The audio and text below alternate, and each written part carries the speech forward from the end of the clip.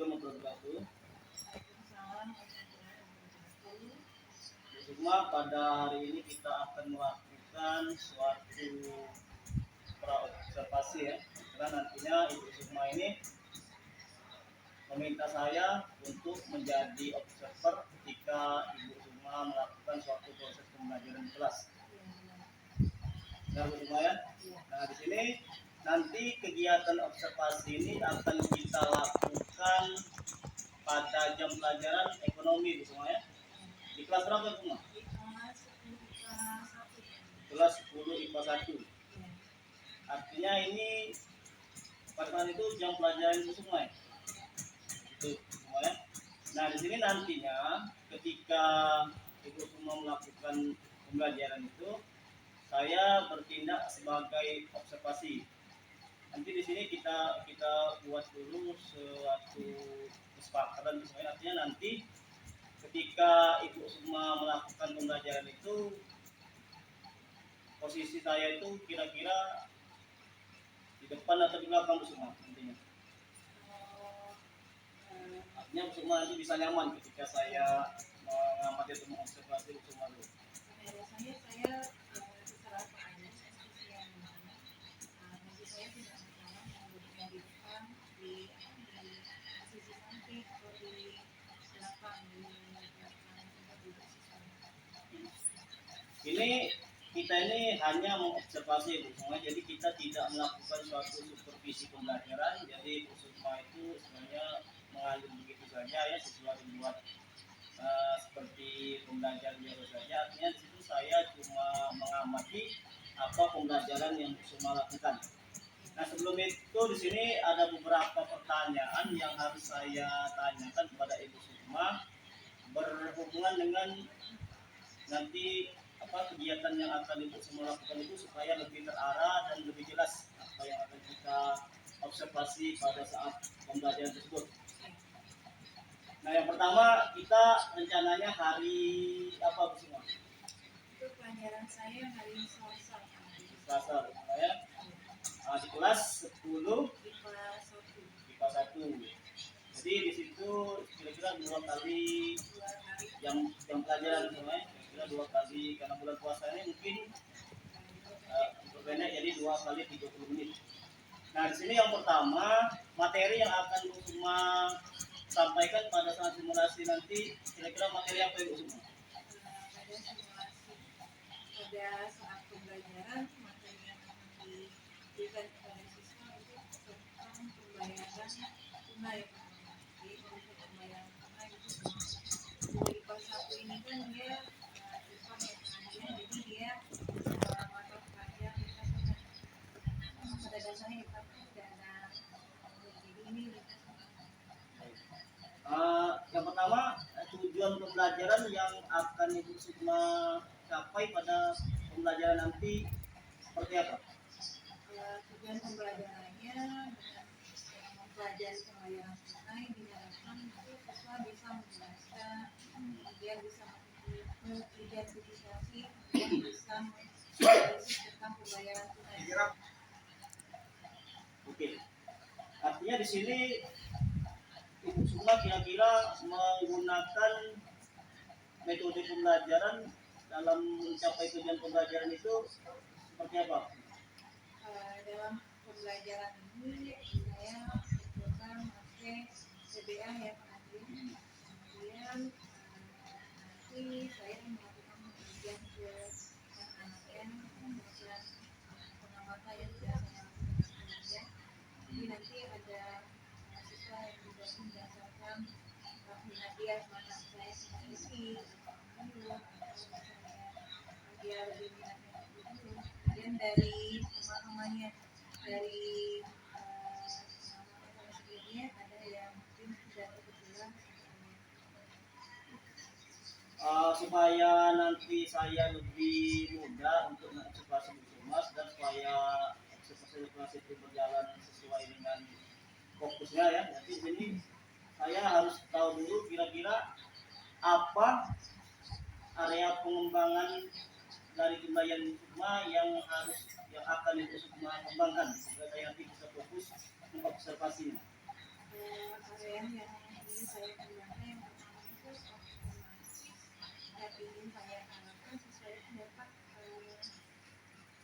menguasai atau memahami sesuai dengan tujuan pembelajaran yang sudah dijelaskan dalam ya saya juga berharap siswa itu aktif di dalam kelas. Karena selama ini kan kadang mereka diskusi itu dia misalnya kalau minta maju itu ada rasa mungkin malu atau maju kayak ini. Pada pembelajaran ini saya berharapnya mereka lebih aktif, lebih percaya diri, kemudian lebih antusias lagi. Kemudian saya berharap juga dapat mengelola kelas dengan baik pada proses pembelajaran. Oke, dari area pengembangan yang mau kita observasi ataupun proses pembelajaran besok nanti, tentu besok telah menyiapkan suatu strategi untuk mencapai hasil dari mencapai tujuan dan area pengembangan yang untuk semua bekerja. Kira-kira apa strategi yang sudah Ibu Sukma siapkan? Strateginya saya mencoba tadi kan sudah saya bagi-bagi ya Pak ya. Dalam pembelajaran ini saya menggunakan media, menggunakan video, bisa juga gambar, bisa juga nanti saya meminta siswa kalau misalnya mereka memiliki uang mereka langsung menganalisa uang yang ada di tangan mereka. Saya harap pembelajarannya menarik bagi siswa. Jadi di sini strategi yang Ibu Sukma siapkan yang jelas yang pertama yaitu metode pembelajaran. Ya. Jadi Ibu Sukma menggunakan metode pembelajaran berbasis PBL, program based learning, Pak Ibu Sukma ya. Terus di sini Ibu Sukma juga menyiapkan suatu video pembelajaran. Artinya nanti Ibu Sukma itu harus disiapkan proyektor semua supaya mudah ya. Terus alat bantu atau alat perangkat yang Ibu gunakan tadi apa? Kalau proyektor berarti laptop tadi. Kan tadi materinya uang Iya. Kalau siswanya saya secara ini dan secara saya mendadak meminta bertanya pada siswa apakah mereka punya uang. Kadang siswa kan ada uangnya. Tapi juga sebagai alat selain saya sendiri nanti memakai laptop, proyektor, kemudian saya meminta siswa biasanya membawa handphone sebagai sumber belajar yang lain. Jadi di sini yang menjadi fokus saya itu yang pertama area pengembangan sumber itu yang jelas dia untuk mencapai tujuan tadi.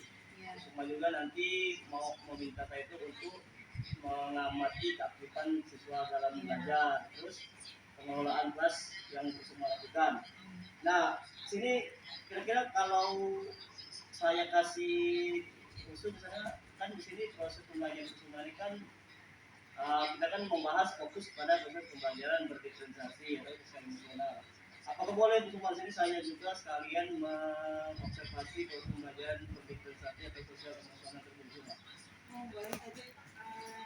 Memang tadi sedikit baik sudah disebutkan berdiferensiasi. Kalau sosial emosionalnya dari keaktifan itu kan bisa juga dilihat kesadaran siswanya, kemudian manajemen dirinya, kemudian saya juga menggunakan teknik mindfulness ya, tapi saya akan memutar musik ya agak slow, kemudian untuk mengalirkan pikiran siswanya. Terima kasih Bu Uma, artinya di sini sudah jelas nanti saya itu hanya mengobservasi Bu Uma dari seperti area pengembangan yang akan Bu Uma sampaikan. Semoga nanti di waktunya kita melakukan observasi nanti bisa berjalan dengan baik ya, tidak terjadi kendala apapun. Sampai bertemu lagi di waktu observasi pembelajaran bersama. Ya, terima kasih Pak Haji. Terima kasih semuanya, sama-sama. Assalamualaikum warahmatullahi wabarakatuh. Waalaikumsalam warahmatullahi wabarakatuh. Assalamualaikum warahmatullahi wabarakatuh. Waalaikumsalam warahmatullahi wabarakatuh. Apa kabar anak-anak sekalian? Baik. Lagi ya, hari ini pelajaran ekonomi. Sebelum kita mulai pelajaran, seperti biasa kita berdoa dulu ya. Silakan ketua kelas pimpin doain. Hari ini ada baik membaca doa dalam hati.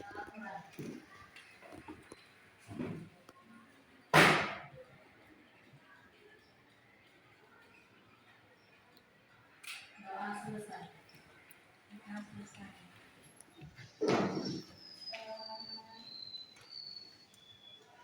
Nah ini kita materinya pembayaran tunai ya.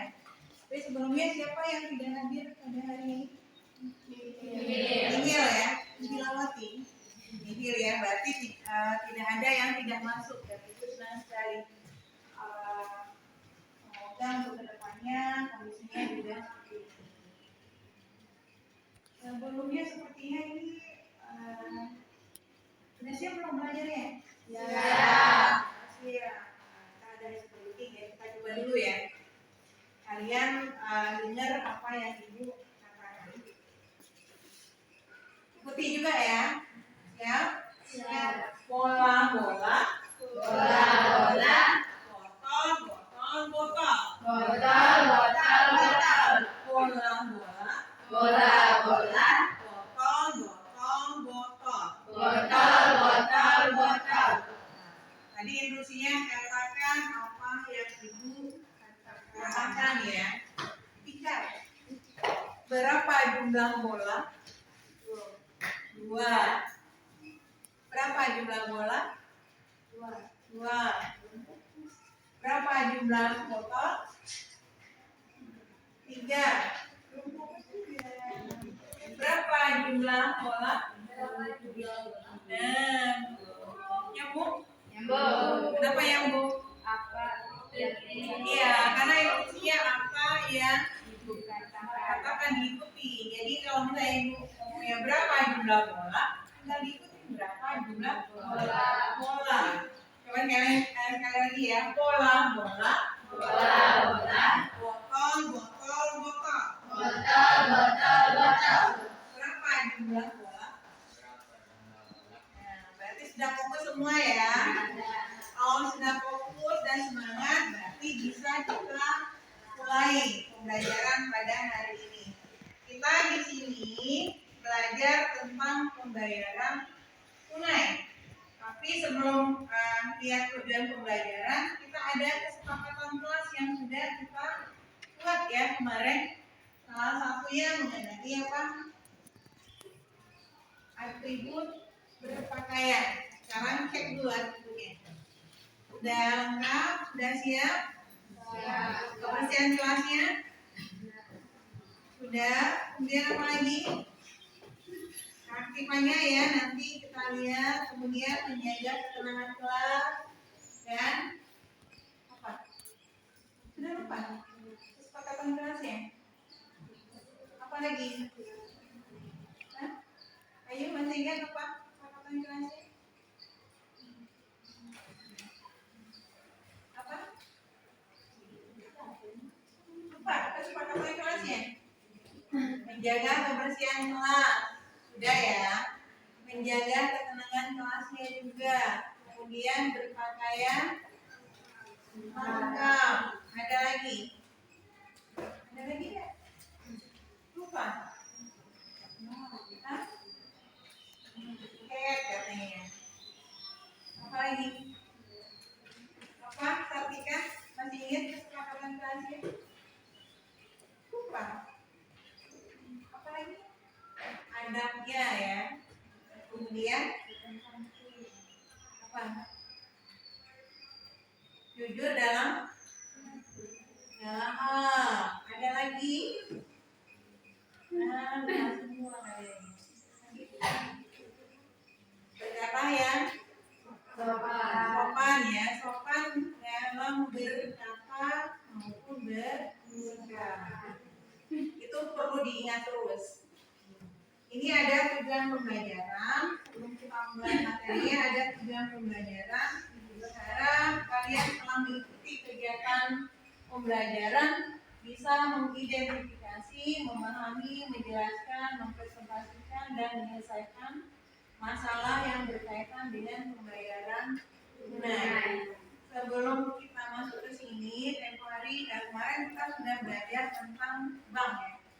Ada bank sentral, kemudian ada bank umum. Siapa yang masih ingat bank sentral?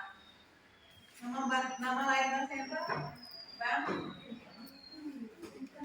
Indonesia, benar sekali. Kalau bank umum, contohnya apa kemarin? Ingat apa contohnya bank umum? Banyak sekali di lingkungan kita bank umum ya. BRI, apalagi? Angkat tangan. Mandiri. Apa lagi? BCA. Ada lagi? Contoh bank umum. Contoh ini? Ada? Ada contoh lain bank umum? Bank Sumsel Babel. Itu contoh dari bank umum. Ibu mau apa ya? Mengklasifikasikan kelompok berdasarkan pengamatan ibu yang kinestetik, kemudian ada yang mungkin lebih suka audio, kemudian ada yang audio visual ya. Jadi ibu pindahkan berdasarkan pengamatan ibu selama ini ya, sebelumnya ya. Coba si Ferdi pindah ke tempat duduknya Dina. Dina pindah ke tempat duduknya Ferdi. Kemudian Rio dengan Nurman pindah ke tempat Alika dan Naila. Pindah sini. Bawa bukunya Ferdi, bawa bukunya. Kemudian Rio sama Habibi pindah ke tempat Farah dengan Tika. Nah, pindah ya.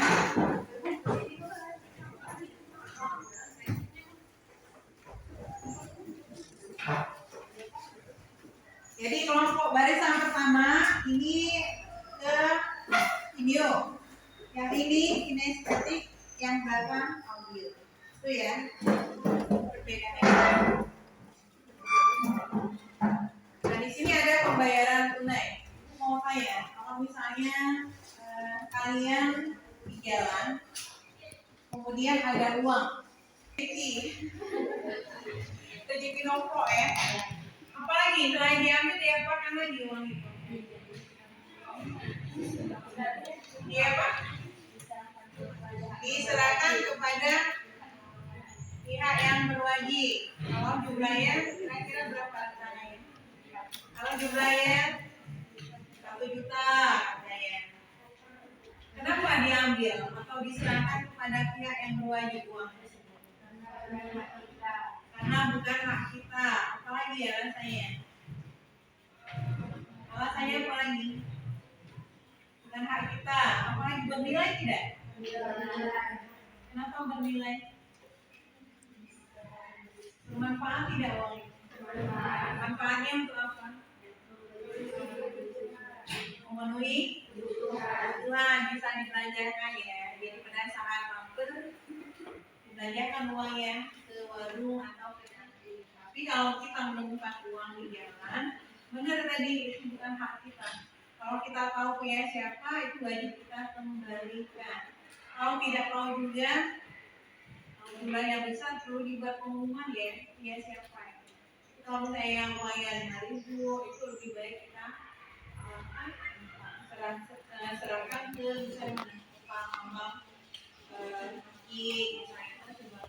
jangan kalian makan karena 1 sen itu bukan hak kita ya. Jadi uang belum lihat video ini coba yang sertifikat tadi kinestetik ya, yang uang kan? Ya coba ke depan. Mana kan uangnya?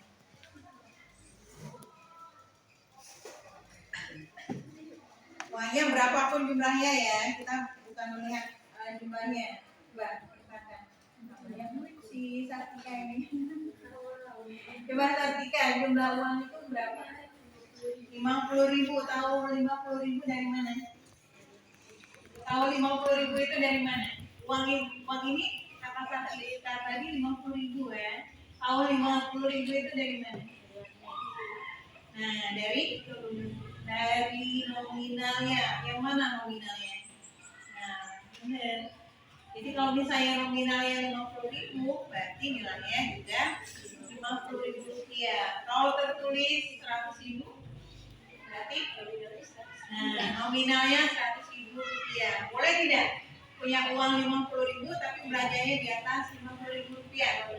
Boleh. Apa tidak boleh? Ya, karena uangnya kurang. Jadi nominal 50.000 harus dibelanjakan dengan nominal 50.000 rupiah. Kalau kurang, boleh. Berarti kalian akan mendapatkan kembalian. Tapi kalau lebih berarti hutang. Walaupun orang yang suka dihutangi, kalau tidak berarti tidak cukup. Kenapa nih? Ya, ini banyak yang masih belum siap ya. Kita denger musik dulu ya. Nah, musik ini tapi Ibu minta bagian apanya? Matanya dipejamkan nanti ya kalau diminta. Coba kalian duduk sesuai dengan kondisi yang kalian rasakan bisa membuat kalian nyaman. Mau bersandar, mau posisi duduk tegak, boleh. Pokoknya yang bisa membuat kalian nyaman atau rileks pada saat duduk. Nah, tangannya taruh di atas pahanya. Berarti dalam posisi tegak ya. Boleh nyender. Tangannya taruh di atas paha, kemudian kakinya dibuat senyaman mungkin. Letakkan di lantai boleh atau di batasan kursinya ya. Nah, sekarang Ibu minta pejamkan matanya. Jangan tidur dari nanti pejam mata. Bulan puasa ini maunya pas nanti. Pejam mata, posisinya tetap rileks ya. Tarik nafas dari hidung, tahan sebentar, kemudian hembuskan. Tarik nafas lagi perlahan, hembuskan. Sekali lagi, tarik nafas, hembuskan.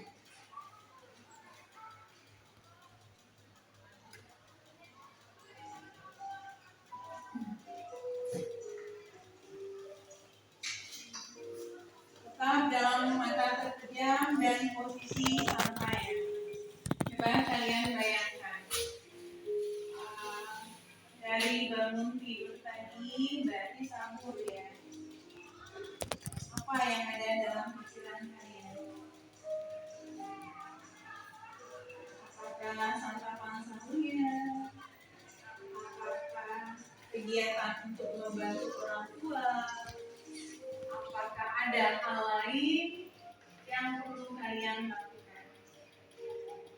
Tetap dalam kondisi rileks ya.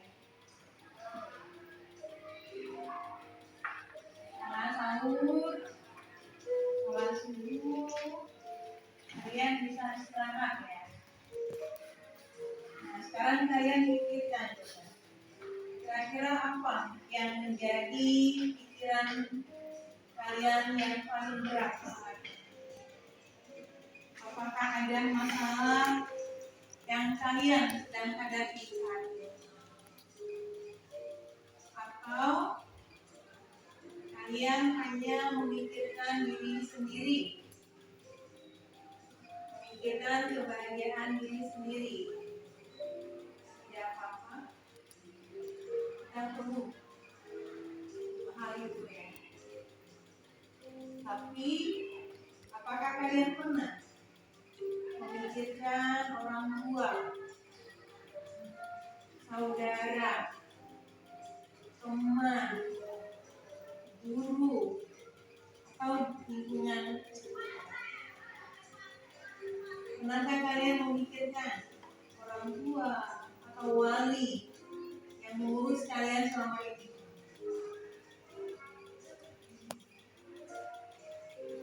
Apakah pernah kalian membuat mereka bersedih?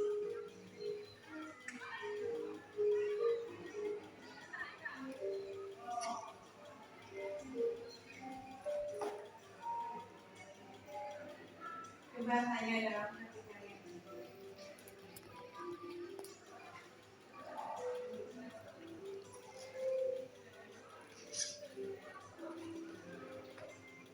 Pernahkah terpikir apa yang kalian lakukan selama ini? Apakah sudah membuat orang tua atau wali kalian bahagia? Atau bangga punya anak seperti kalian?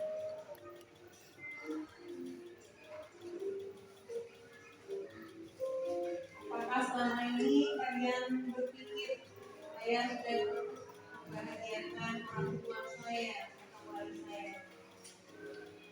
dan cukup membantu mereka dengan belajar yang giat karena status kalian sebagai pelajar. Maka kalian membuat mereka kecewa, sedih, marah atas kelakuan kalian.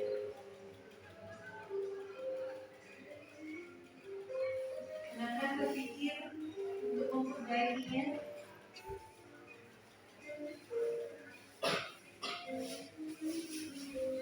Yang lagi hubungan dengan saudara, dengan kakak, dengan adik, dengan keluarga yang lainnya. Apakah berjalan dengan baik? Apakah mereka paling dekat dengan kita? Yang lagi lingkungan sekitar, yang lagi dengan guru hubungannya.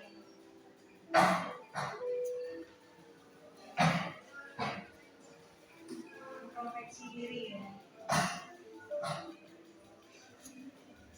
Kalau sudah merasa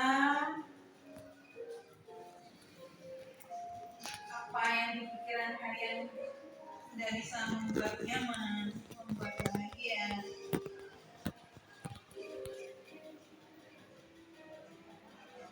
silakan buka matanya ya, tiduran.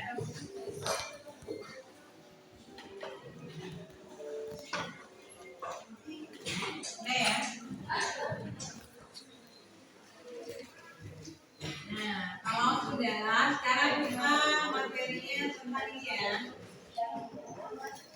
Mbak, sebelumnya kalian simak video ini, nanti ada diskusi yang berkaitan dengan materi yang ada di video ini ya. Silakan disimak.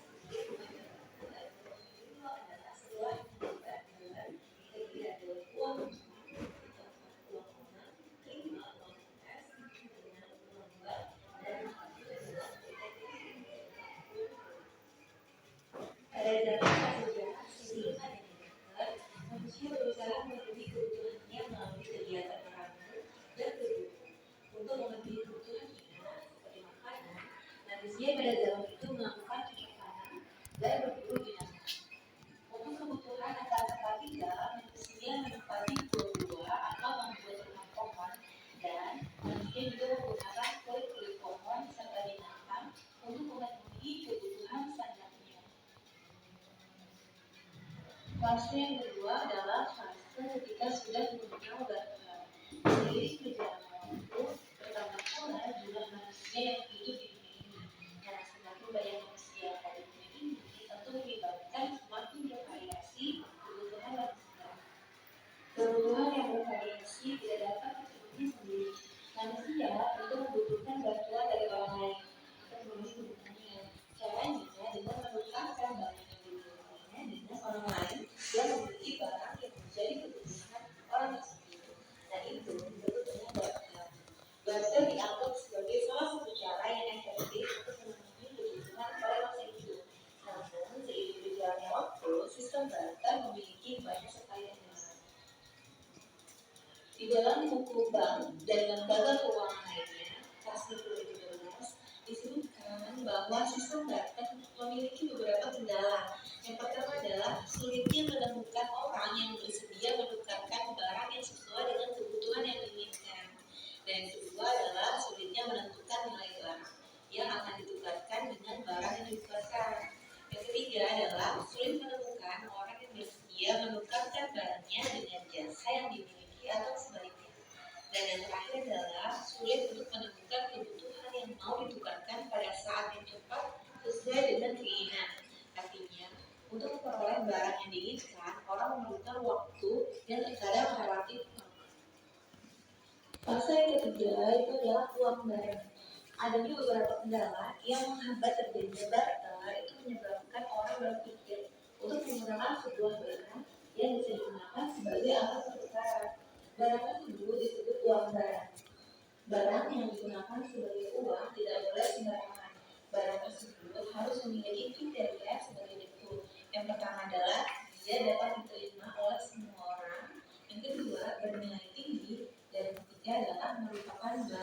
kebutuhan sehari-hari.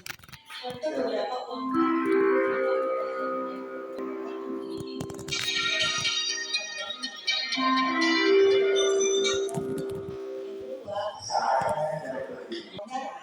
orang mencari solusi untuk mencatatnya. Oleh karena itu, digunakanlah uang logam sebagai alat pertukaran. Uang logam yang digunakan itu biasanya terbuat dari emas maupun perak. Nah, pemilihan emas dan perak sebagai uang perak dikarenakan keduanya memiliki beberapa kelebihan berikut. Contohnya adalah dia memiliki nilai yang tinggi dan langka, kedua diterima oleh semua orang, yang ketiga mudah dibagi-bagi tanpa harus mengurangi nilainya, dan yang keempat adalah tidak mudah susut dan rusak. Walaupun memiliki beberapa kelebihan yang tidak dimiliki oleh uang barang, uang logam itu juga memiliki beberapa kelemahan. Contohnya adalah jumlah emas dan perak itu terbatas, dan yang kedua kesulitan untuk membawanya dalam jumlah yang besar. Rasa yang kelima itu adalah uang kertas. Kelemahan penggunaan uang logam sebagai alat pembayaran menyebabkan beredarnya uang kertas. Uang kertas itu semula hanya merupakan bukti kepemilikan emas dan perak atau disebut dengan goldsmith note dengan jaminan 100% yang disimpan oleh tukang emas. Uang kertas ini memiliki nilai nominal yang lebih besar daripada nilai intrinsik atau nilai kandungan emasnya. Seiring berjalannya waktu, uang kertas tidak lagi emas. Walaupun tidak dijamin dengan emas, uang kertas tetap diterima sebagai alat pertukaran. Uang ini disebut uang kepercayaan. Disebut uang kepercayaan karena adanya unsur kepercayaan terhadap negara yang mengeluarkan uang tersebut. Penambahan yang digunakan jumlah uang dan pasar dapat dilakukan dalam waktu yang cepat dan tidak mengganggu hasil berikutnya adalah uang sembarangan yang digunakan dari transaksi di negara yang disebutkan uang kesulitan mengeluarkan uang dalam jumlah yang banyak. Selanjutnya adalah uang penggunaan atau menggunakan risiko untuk mengurangi risiko dengan menggunakan alat pembayaran berupa chip dan unit. Fase terakhir adalah uang kredit, uang bank yang berupa cek dan giro, dan mengeluarkan uang rekening yang disebut dengan uang kredit. Uang kredit itu dikeluarkan oleh bank, yaitu antara lain transaksi dan cek kredit. Uang reksadana yang kedua menurut R.F. Sayers dalam penggunaan modern banking kali berdasarkan distribusi uang perusahaan kekayaan yang dapat digunakan sesuai keuntungan untuk membayar utang dalam jumlah tertentu agar tertutup. Dan yang terakhir menurut Paul D. Thomas dalam bukunya Modern Banking and Monetary System 1997 menyatakan bahwa uang adalah sesuatu yang siap sedia dan diterima dalam dan bisa yang adalah yang mengetahui uang dan mengetahui kriteria uang dalam sebuah uang tidak tentu mengetahui dari beberapa barang karena dijadikan sebagai alat pertukaran. Namun barang-barang tersebut memiliki beberapa kelemahan yang menghambat sebuah transaksi. Oleh karena itu, mengatasi masalah tersebut agar suatu barang dapat digunakan kriteria yang harus dipenuhi agar barang dapat dikatakan sebagai uang, yaitu ada jaminan, disukai umum, nilainya stabil, mudah disimpan, mudah dibawa, tidak mudah rusak, mudah dibagi, dan suplai harus pasti. Yang dimaksud dengan adanya jaminan bahwa barang yang diterbitkan sebagai uang harus dijamin baik oleh pemerintah atau negara yang mengeluarkan maupun yang dijamin dengan nilai yang diikuti barang tersebut. Uang yang dijamin oleh pemerintah contohnya adalah uang kartal atau uang kertas. Uang kertas ini digunakan berdasarkan kepercayaan terhadap pemerintah yang menjamin. Sementara itu, terus dapat dijawab mengenai keutamaan lainnya, walaupun dengan izin yang kecil dan yang dominan. Dan berikutnya adalah uang tidak mudah rusak. Jadi, karena harus sudah disimpan dan mudah didapat saja, uang atau barang yang diterbitkan uang harus tidak mudah rusak, baik untuk warnanya maupun robek. Berikutnya, uang harus mudah dibagi. Uang harus mudah dibagi dalam satu waktu tertentu dalam beberapa kategori. Dari yang besar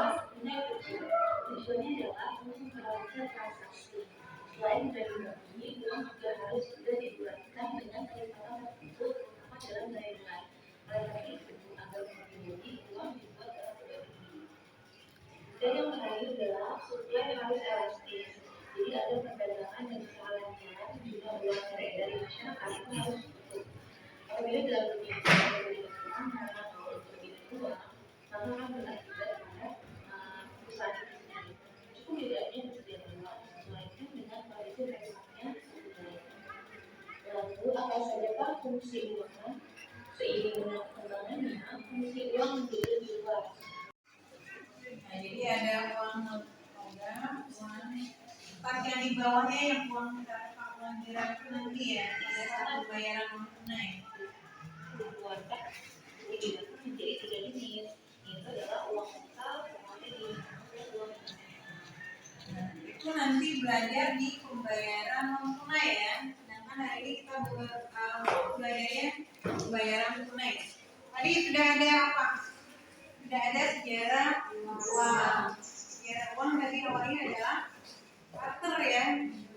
Barang ditukar dengan barang. Kemudian ada apa lagi kriteria uang? Ada 8 tadi ya. Kemudian ada jenis-jenis uang. Kemudian ada fungsi uang. Kemudian ada syarat uang. Nah sekarang kalian dibagi kelompok 1, kelompok 2, kelompok 3, kelompok 4. Kalian berdiskusi dulu, nanti hasilnya dipresentasikan. Yang ini diskusi tentang sejarah uang. Yang ini diskusi tentang syarat uang. Yang ini fungsi uang ya. Yang di kelompok terakhir banyak ada kelompok ini. Jadi kelompok 1, kelompok 2, kelompok 3 sejarah uang. Apa tadi? Kriteria ya. Apa tadi kriteria ya? Syarat uang. Fungsi uang. Yang terakhir apa manfaat uang ya dalam kehidupan sehari-hari itu apa? Silakan dibentuk kelompoknya di kelompoknya ya di dapur ya. Nanti diskusi ke depan. Para dengan begitu di kelompok.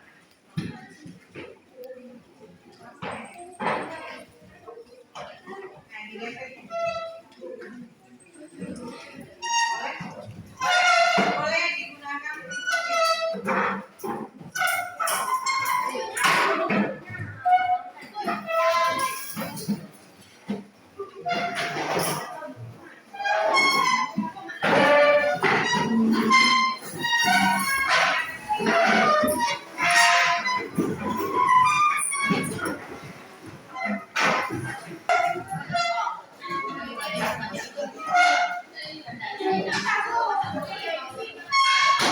Mutus 36 kata mutus kan ini kegiatan dia itu loh sekarang jauh di mati itu ya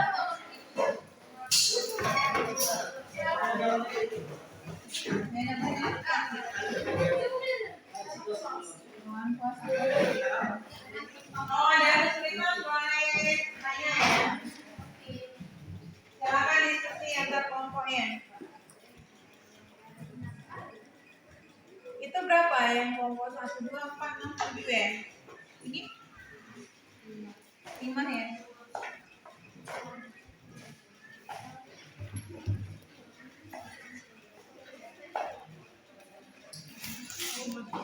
Tentang apa ini tadi? Syarat uang. Coba diskusikan.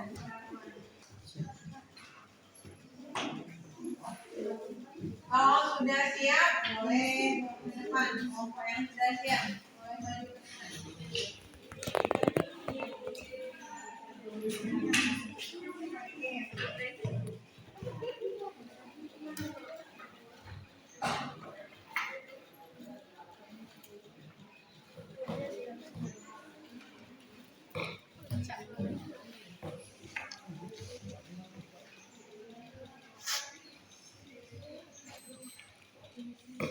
Ya, tadi kan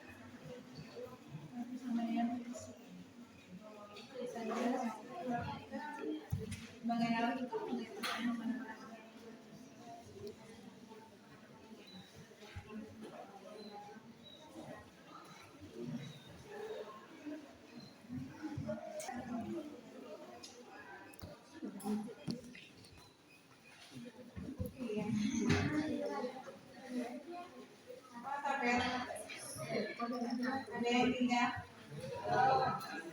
Belum tinggal.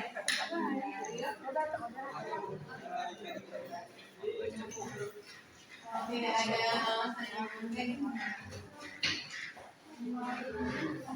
Tidak. Saya untuk maju ke depan, bawa kursi ya. Diskusi seperti biasa. Kelompok 4, sudah siap?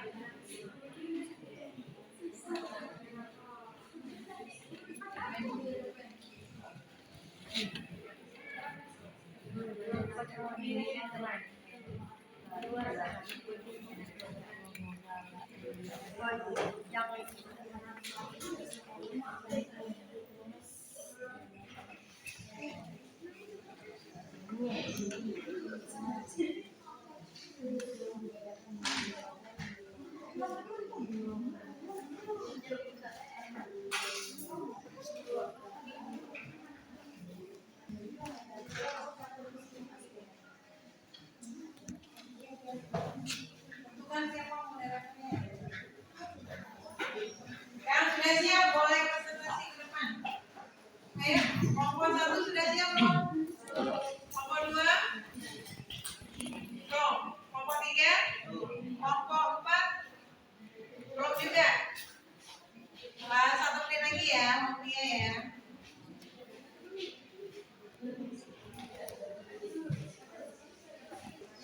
Kelompok 2? Sudah siap kelompoknya?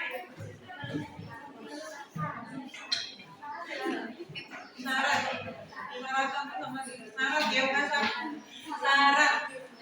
Kirain syarat panggil namanya syarat itu pakai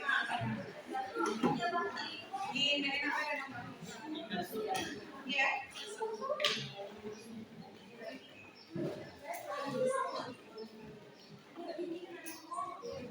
Tinggal 10 detik lagi ya.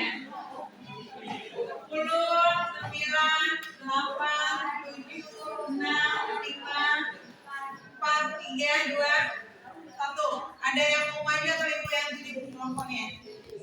Tunjuk. Angkat tangan. Nah, sekarang 1, 2, 3, 4 siapa yang sudah siap? Nah, kalau angkat tangan nggak ada yang angkat tangan. Kelompok Rianti. Nah, sekarang lagi kelompok 2 ya. Kelompok 2 silakan maju ke depan. Kursinya ya. Biar terlalu asal yang Nurman dengan Amel. Kursinya ya. Nah,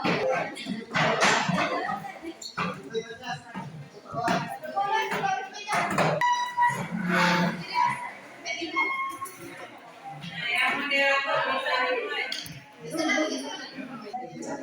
Coba yang lain kita simak ya hasil dari diskusi kelompok 2. Moderator siapa? Rianti ya. Boleh dimulai. Assalamualaikum warahmatullahi wabarakatuh. Waalaikumsalam warahmatullahi wabarakatuh. Perkenalkan kami dari kelompok 2 yang ingin mempresentasikan tentang syarat uang. Baiklah, kami akan memulai presentasi akan dibacakan luasnya.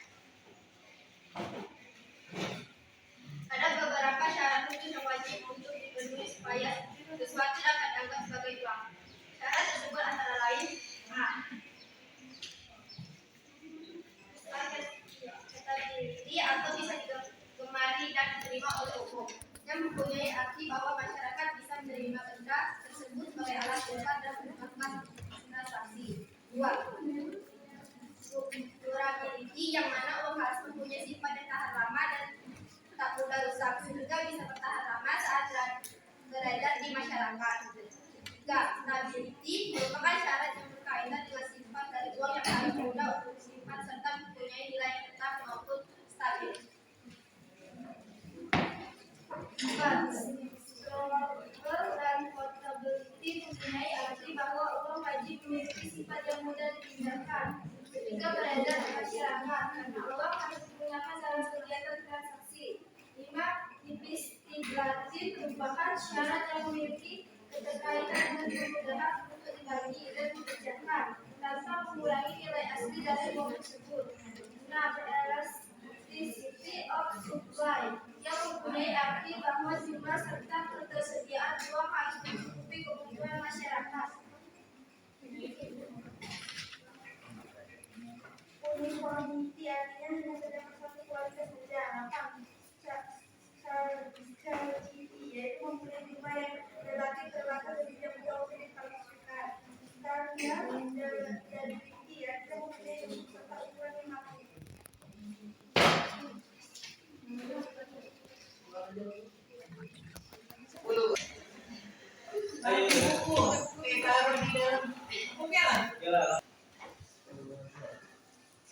Adanya jaminan dari pemerintah mengenai nilai keabsahan dari uang tersebut. 11. Syarat psikologis bahwa uang harus dapat memuaskan keinginan dari orang yang memilikinya. Maka dilanjutkan dengan menjawab pada pertanyaan.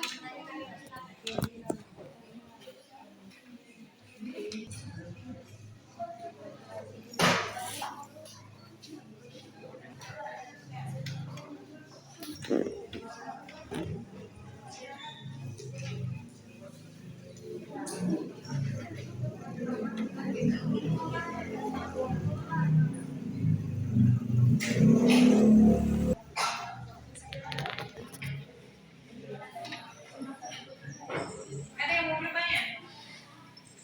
Nah, ikuti.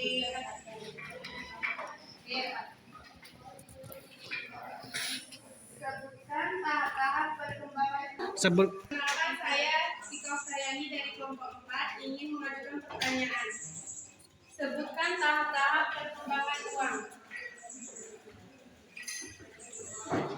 Tahap-tahap perkembangan uang ya. Ada lagi? Katanya yang punya.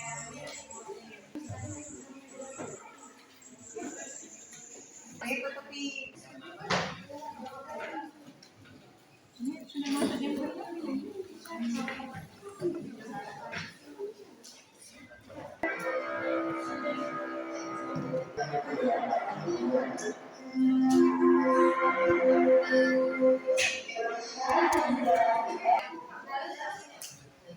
Ini seperti diskusi biasa kita lakukan di kelas. Baiklah, pertanyaan dari kelompok 4. Sebutkan tahap-tahap perkembangan uang. A. Tahap barter. 2. Tahap uang barat. 3. Tahap uang logam. 4. Tahap uang kertas. Apakah sudah jelas? Ya, jelas. Terima kasih.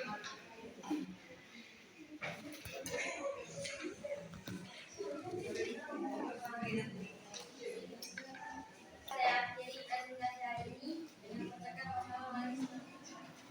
Waalaikumsalam. Buat kelompok 2.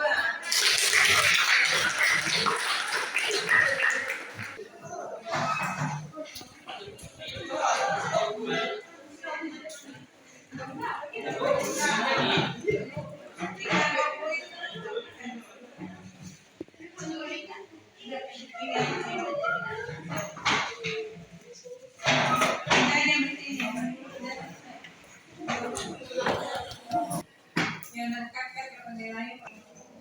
Ya, silakan kelompok 4 masing-masing. Assalamualaikum warahmatullahi wabarakatuh. Waalaikumsalam warahmatullahi wabarakatuh. Kami dari kelompok 4 ingin mempresentasikan hasil diskusi tentang jenis uang yang akan dibacakan oleh Tika Ustariani. Baik, terima kasih. Jadi di sini jenis uang dibedakan menurut lembaga yang mengeluarkan, menurut bahannya, dan menurut negara asal uang tersebut. Yang pertama yaitu menurut lembaga yang mengeluarkan. Uang kartal. Uang kartal adalah uang kertas dan uang logam yang dikeluarkan oleh Bank Indonesia. Yang kedua, uang giral. Uang giral adalah uang yang digunakan sebagai alat pembayaran yang berupa cek, biliet, giro, dan kartu kredit. D. Uang menurut bahannya. 1. Uang logam.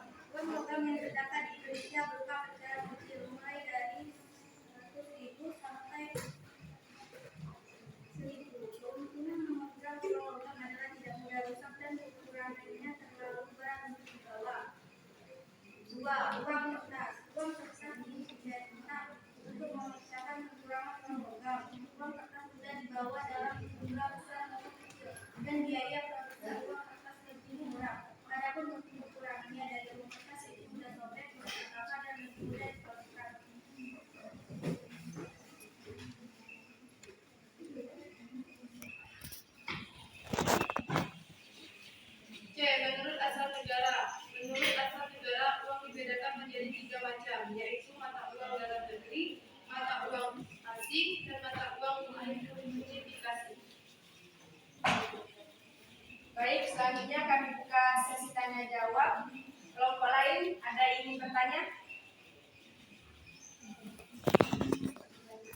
lain silakan kalau mau bertanya.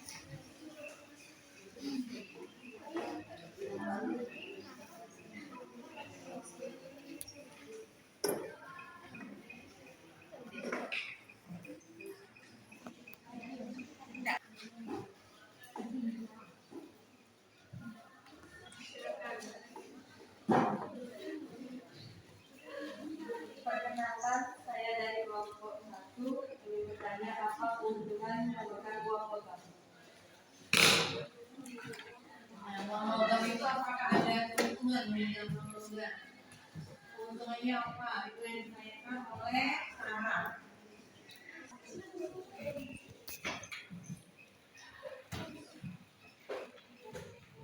Baiklah, saya akan menjawab pertanyaan dari kelompok 1.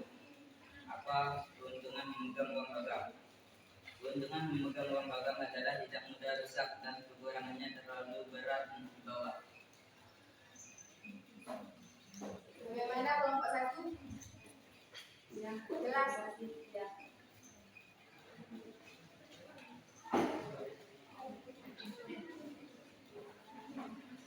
Baik, presentasi kami tutup. Wassalamualaikum warahmatullahi wabarakatuh. Waalaikumsalam warahmatullahi wabarakatuh.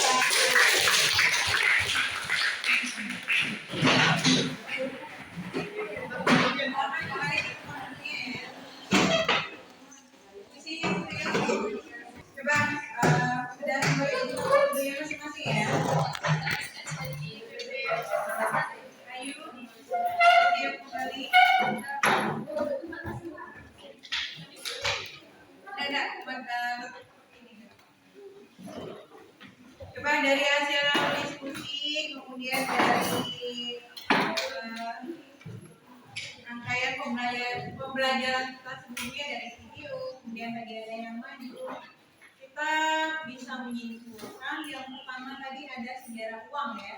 Sejarah uang itu sebelum ditemukan uang ada barter.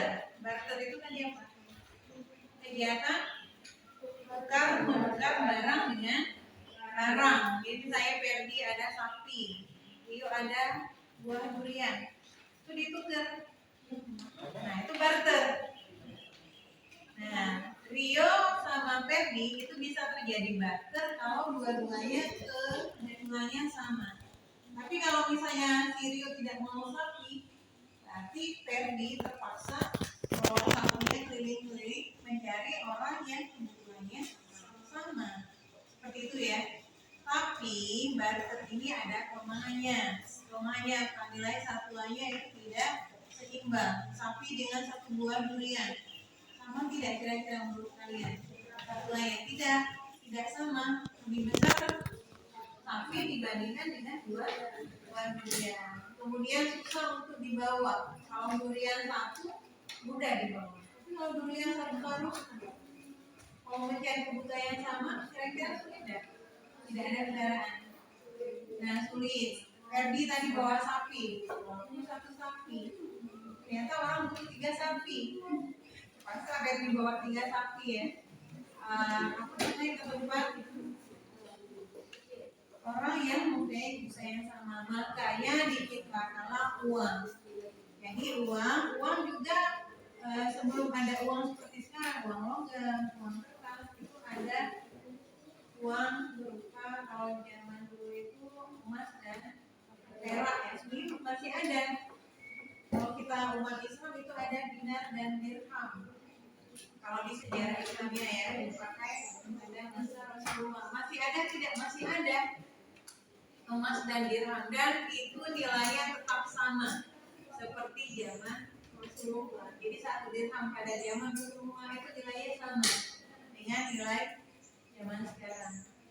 Kemudian baru tercipta uang logam dan uang kertas. Nah, uang logam itu tadi ada yang nanya, keuntungannya apa? Kira-kira ada untungnya enggak uang logam? Berkerokan. Salah satu nasibnya ya. Keuntungannya ada kalau nilainya receh, kecil bisa pakai uang logam. Kalau di luar negeri itu dia pakai masih berlaku ya. Tapi kalau kita ini nilai uang logamnya mungkin yang 1.000 rupiah ya. Kalau 200 rupiah ada beberapa pedagang yang tidak bersedia untuk menerima uang itu, padahal salah, karena itu uangnya masih berlaku di Indonesia.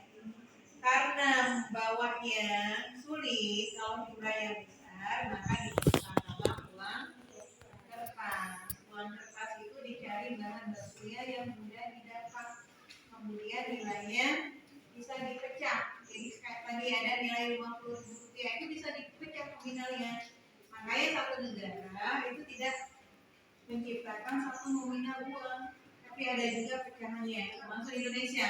Pecahannya yang paling kecil pecah berapa nilai? 5.000 ya. Kemudian ada 1.000, 2.000, 5.000, 10.000, 20, kemudian 50.000.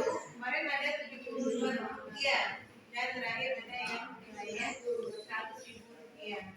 Kalau uangnya 100.000 rupiah itu bisa dipecah nominalnya dengan 50, dengan 20, 10 dan sebagainya. Tapi kalau nilai 1.000 rupiah, uang kertasnya bisa lagi tidak dipecahkan nominalnya. Uang kertas 1.000 rupiah, nominal 1.000 rupiah bisa lagi dipecah. Bisa dipecah dengan uang yang lebih rendah, berarti dia dipecah dengan uang logam ya, karena uang logam ada nilai satuan 100, 200 dan 500 rupiah. Tadi juga ada syarat uang, kemudian ada fungsi uang ada dua, fungsi asli dan fungsi turunan ya. Fungsi asli itu nilai tukar yang sah. Jadi kalau jajan ke kantin, beli apa? Ferdi, model 5.000 rupiah, bayar pakai uang 5.000, budaya dengan senyum terima.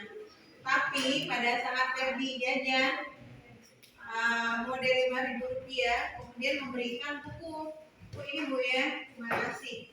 Terima kasih ya. Langsung lari. Kira-kira reaksi budaya bagaimana?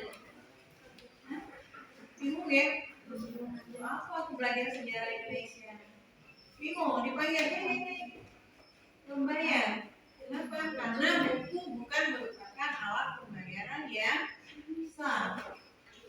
Kecuali memang ada kesepakatan, boleh enggak belanja model satu mangkok dibayar dengan buku, tapi tidak semuanya, karena itu bukan alat pembayaran ya. Itu ya, ada yang bisa menyimpulkan pembelajaran kita hari ini. Ini tadi sudah sedikit banyak sudah menyimpulkan. Kalau dari kalian sendiri ada enggak yang mencoba menyimpulkan apa yang kita pelajari pada hari ini? Ada yang mau angkat tangan? Ada yang mau mencoba? Apa yang didapat hari ini? Alika, coba simpulkan. Yang didapat hari ini apa?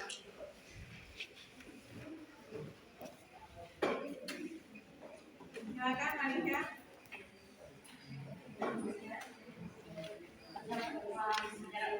Ya, sejarah uang, kemudian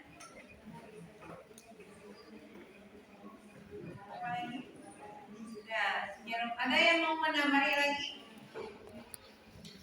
Ya, hari ini selain sejarah uang apa?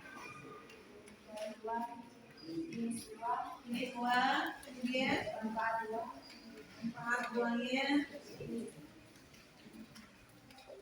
fungsi uang ya.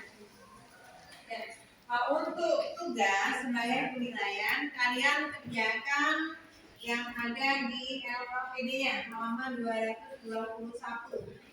Dan di rumah kalian coba buat video yang seperti kemarin ya, bisa memakai aplikasi Canva. Kalian buat video tentang pembayaran tunai.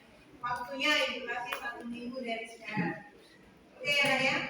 Demikianlah pembelajaran hari ini. Kita tutup dulu dengan baca Alhamdulillah.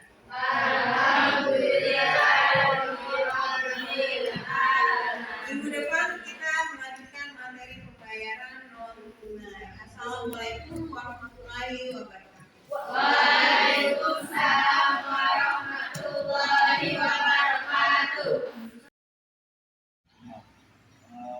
Kemarin kan kita sudah melakukan observasi. Kira-kira bagaimana perasaan setelah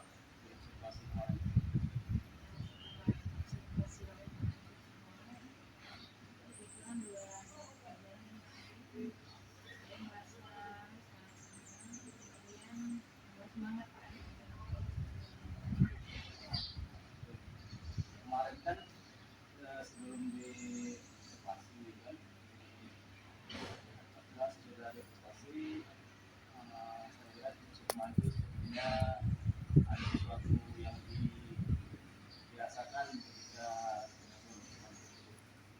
Nah, kira-kira apa yang bisa menceritakan? kemarin kondisinya saya punya masalah jadi pada saat pembuatannya kemudian di kelas itu sendiri ada siswa yang ini juga kurang jadi membuat saya chat tadi jadi laptopnya kurang kondusif kemudian ada juga siswa yang sepertinya ada masalah yang menjadi semakin Karena waktu melakukan booking tersebut saya lihat di Suma itu agak agak kurang gimana gitu kan. iya makanya ini sekalian saya juga mau cerita-cerita sama Pak. Iya, iya. Gimana gimana? Saya siap menerima curhatan atau cerita dari Suma. Kemarin Situasinya. saya terima kasih ya Pak tapi sudah berkesempatan melakukan observasi kepada saya kemudian mau juga mendengarkan kesan saya pada Siap, siap. kemarin memang repot itu kondisinya kondisi Pak ya error kan jadi untuk mempersiapkan kemudian untuk membuat media aja itu saya mengalami kesulitan juga karena ya, saya sudah menjadi alat utama ya Pak ya kalau untuk membuat media kemudian alhamdulillah itu masih bisa dibuat masih maksimal saya juga mengambil link YouTube untuk jalan keluarnya kemarin itu sudah saya diobservasi ternyata bisa dipakai juga harus bisa kemudian yang kurang semangat lagi jadi saya ada tetap fokus sama siswa itu Pak Adi dia kurang suka dengan kegiatan yang saya belajar atau dia kurang suka di rumah jadi saya sedikit banyak berkonsentrasi sama dia Jadi jika saya dengar tadi artinya di sini selain dari peralatan atau perlengkapan PPT yang seperti yang semua katakan tadi yang menjadi masalah dalam kegiatan observasi kemarin, kira-kira kalau dari segi siswanya gimana semua?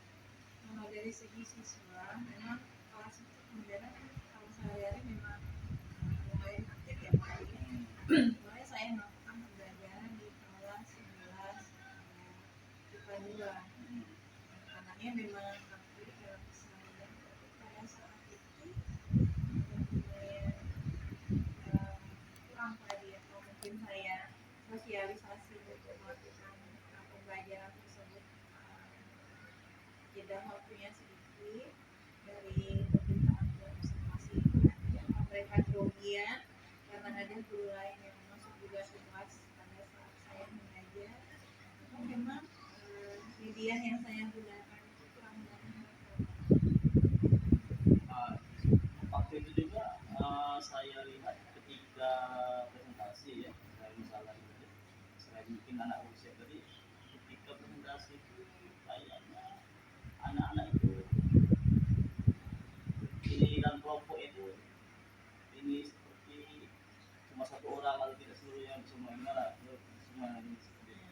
juga pasti jadi salah karena kalau saya melihat mereka ini masih malu tadi belajar menggunakan pendekatan dalam diskusi jadi kalau misalnya dibagi itu sudah saya bagi berdasarkan diferensiasi pembelajaran ada yang kalau misalnya medianya ada yang sudah menguasai ada yang sedang ada yang kurang misalnya dalam keseharian ada yang di jalan misalnya ada yang kuliah nah yang kemarin itu pada waktu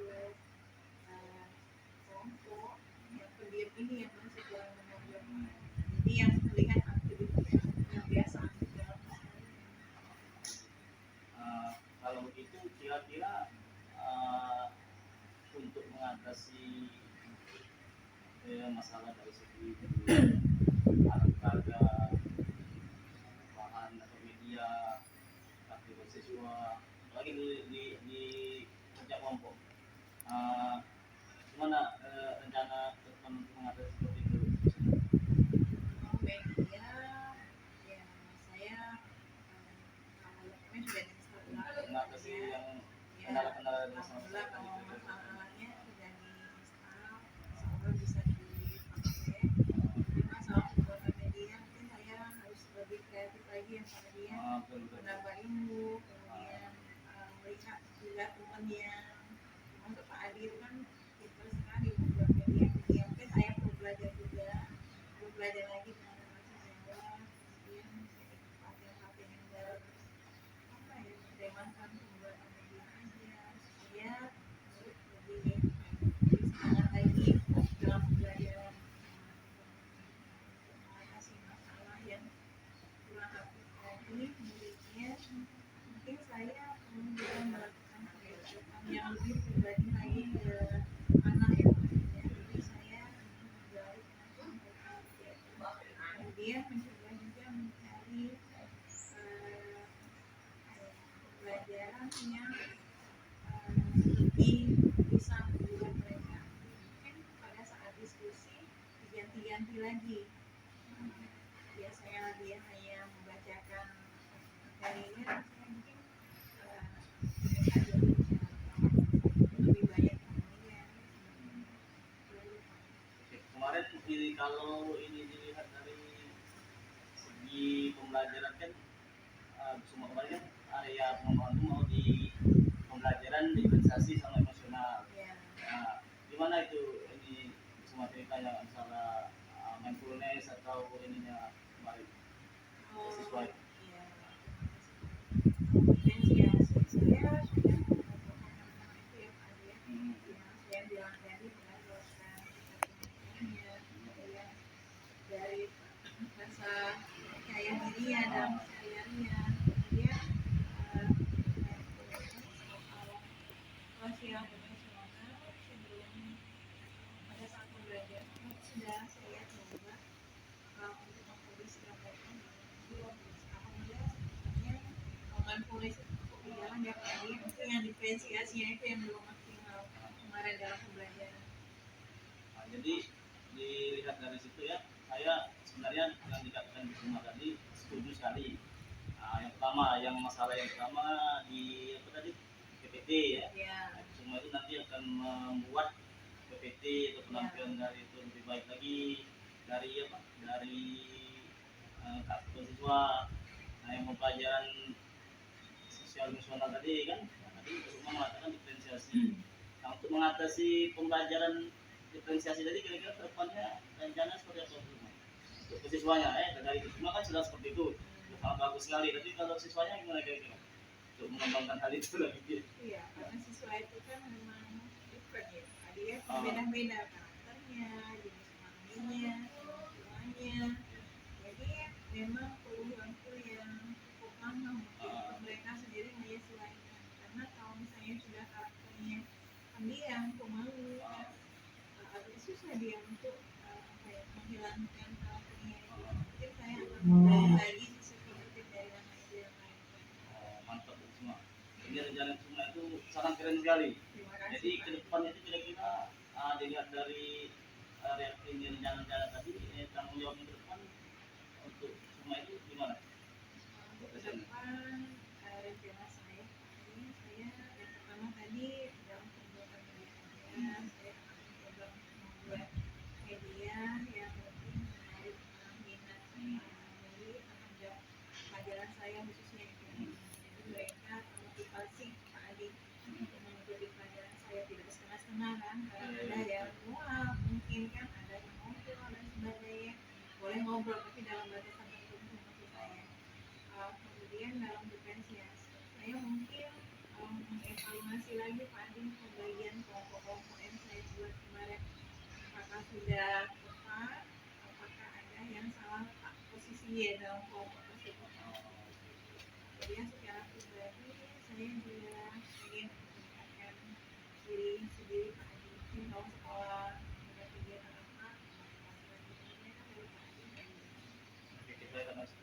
tadi dengan apa yang cuma katakan dan yang ibu semua akan lakukan ke depannya.